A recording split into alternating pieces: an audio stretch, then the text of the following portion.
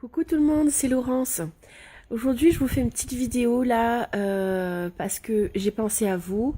Hier soir, j'ai une de mes amies qui me racontait sa première réunion scolaire de l'année.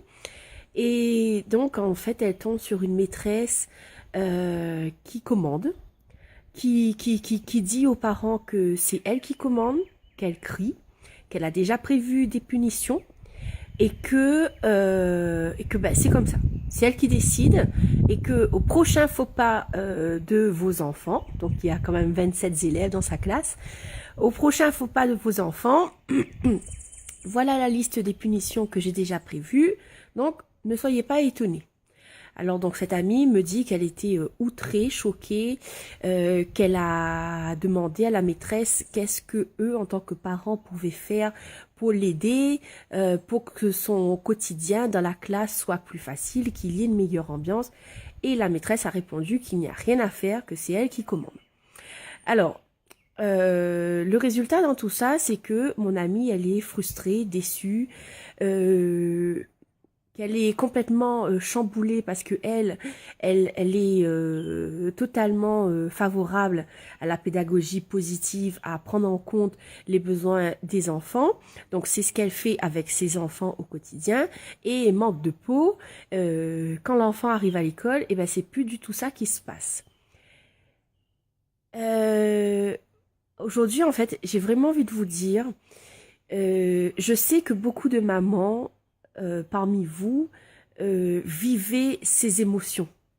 Vous ressentez qu'il y a autre chose de vrai, que vous faites tout ce qu'il faut pour valoriser vos enfants, mais le monde éducatif français n'est pas encore totalement ouvert à ça et vous avez beaucoup de mal à faire passer vos nouvelles croyances positives et vous vous confrontez souvent donc aux croyances limitantes des autres et vous ressentez que vous n'avez pas de pouvoir sur la situation. Vous avez du pouvoir. Écoutez-moi bien. Vous avez du pouvoir.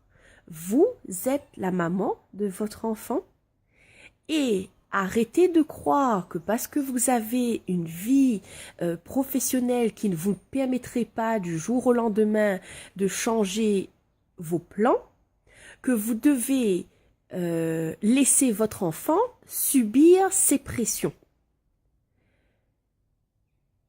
Si cette situation vous arrive, comprenez que cette maîtresse qui dira ça, en fait, elle est dans son mal-être. Elle a un mal-être qui n'est pas en lien avec sa classe, ses élèves, qui est simplement en lien avec son quotidien et sa vie. Vos enfants n'ont rien à voir là-dedans. Entourez beaucoup d'amour cette maîtresse, parce que finalement, elle a besoin d'aide. Mais vous, en tant que parent, mettez-vous debout, osez dire ce que vous pensez, osez affirmer vos croyances.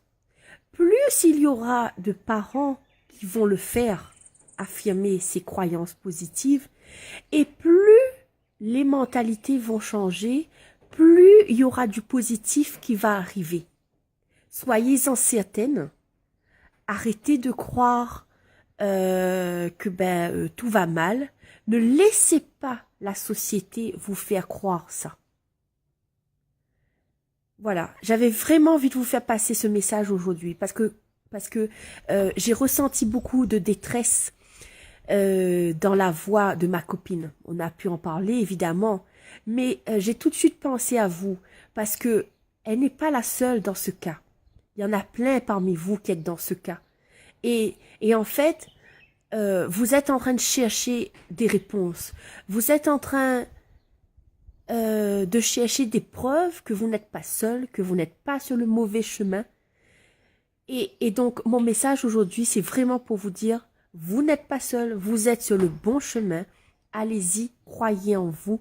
Le monde a besoin de parents qui s'affirment et qui osent poser de nouvelles valeurs. Voilà. À très vite. Bye.